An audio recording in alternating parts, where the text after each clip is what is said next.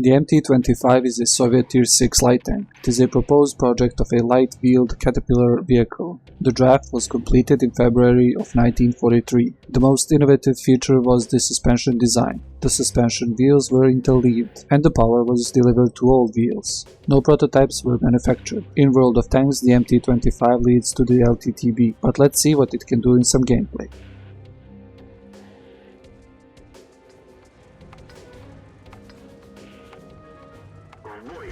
Hello guys and welcome back to World of Tanks Ace Tankers series. As you can see, today we'll be driving the Russian Tier 6 light tank. It's the MT-25, and driving the MT-25 is MrZorke. The map is Fisherman's Bay, as you can see, and immediately at the start of the map we are going to see a very interesting position that MrZorke is going to take. Take a look at this bush. It's basically on the half of the map, and it allows MrZorke to use his binoculars and camo net to spot on the enemy team. Now, very important thing, do not try to get to this bush in some slow tanks. This tank has a top speed of 72 km per hour, and it gets to that top speed basically in any terrain. So if you are going to go for this position, you are going to have a very fast tank that can reach this position, because you saw how close that T-37 was. If he was spotted by the T-37 in this position, he will get shot by 5 or 6 tanks that were spotted here. So the T-25-2, the KV-1S, OI, T-1 Heavy, and the T-37 that spots him. So you have to be really careful if you want to take this position. And the most important thing, if you are a passive scout, as MrZorke is doing here, do not, I repeat, do not at any circumstance fire your gun at the enemies, because it is going to reveal your position. So you know how the mechanics in the World of Tanks works for the bushes. While you are stationary in the bush and you are not firing your gun, you get the extra camo rating that bushes provide.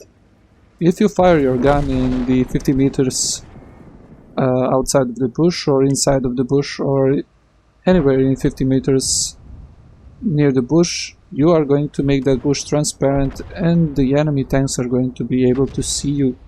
So do not fire your gun, and firing your gun lowers your camo rating as well, so you have to be really careful.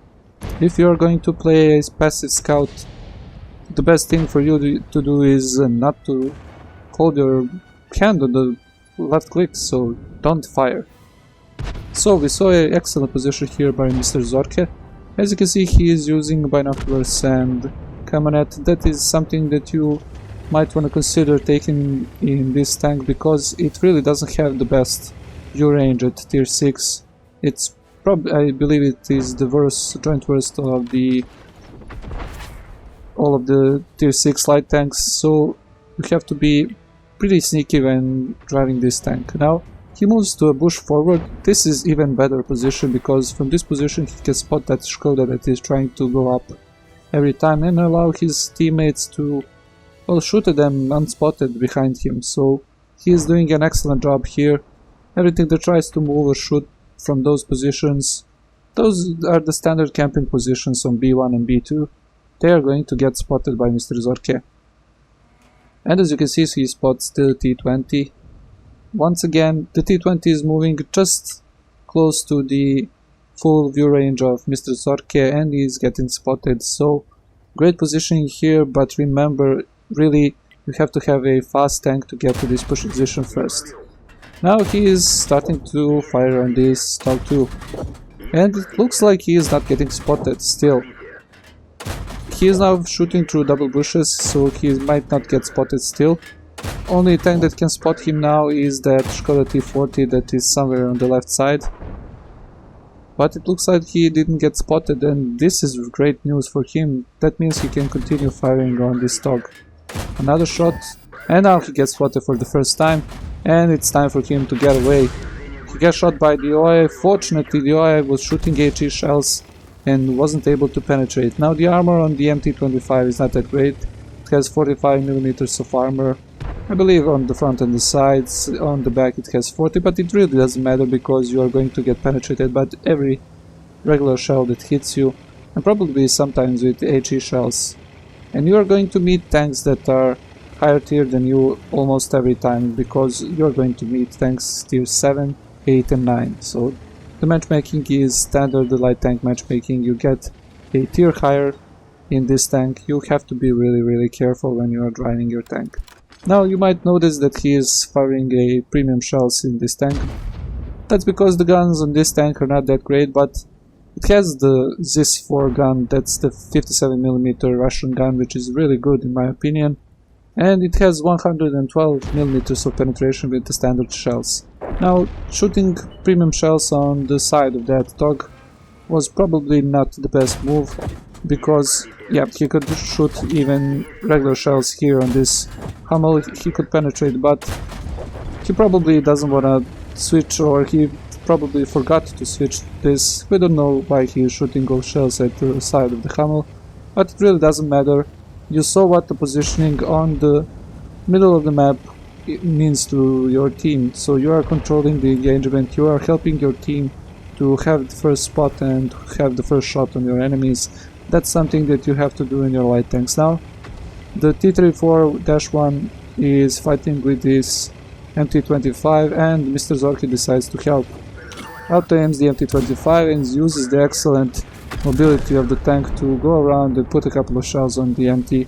MT just tried to turn around, but as you saw there, he was destroyed by the artillery shell from the S-51.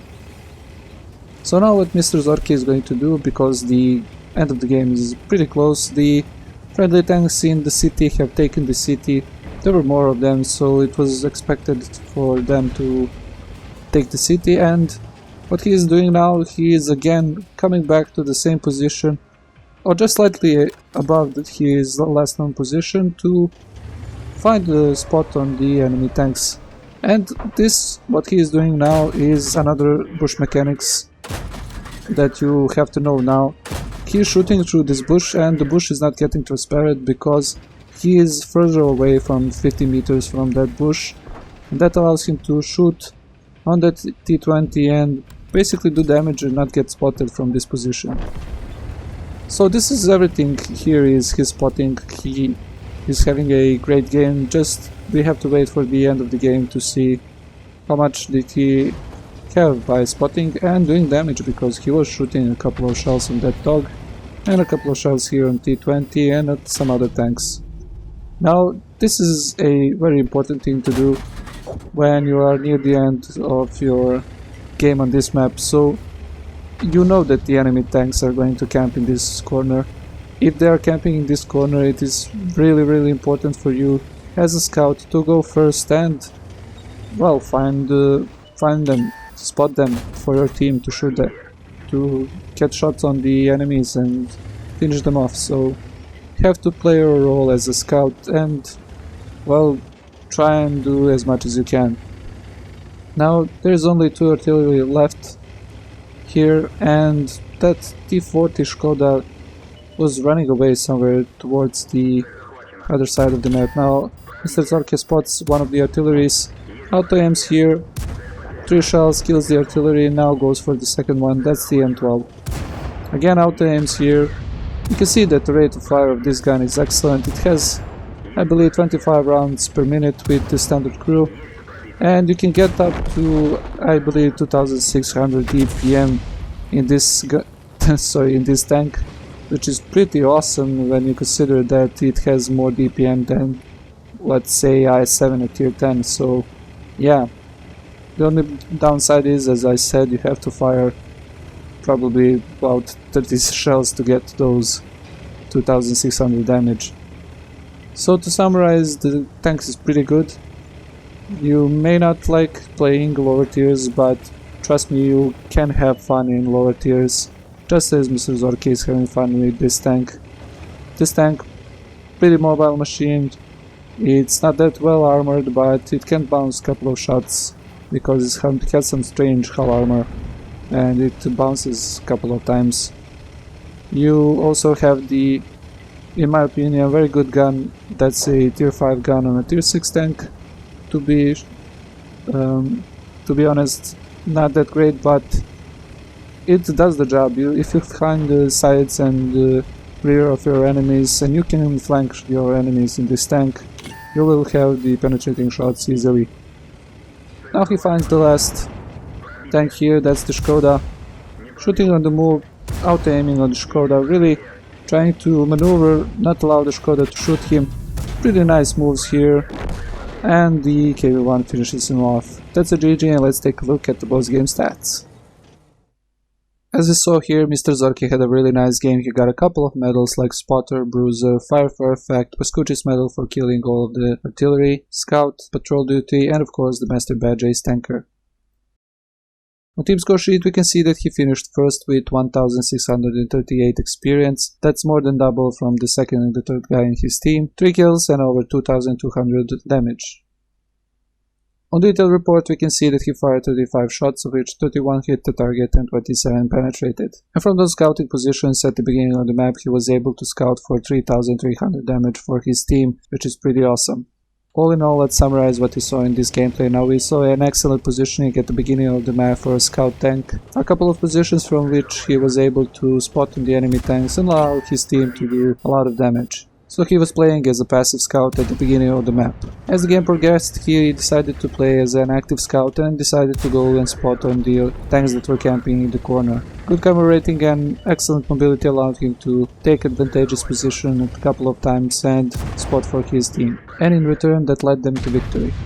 As always, if you like the video, like. If you dislike, but you really don't have to dislike. If you have some thoughts about the gameplay, leave it in the comment section down below. If you are wondering what you can watch next, you have the small eye button in the top right corner. It will lead you to a previous video. I believe it's a Batchat Showdown. And as always, if you like the video, subscribe. I hope you guys enjoyed this one and I'll see you in the next.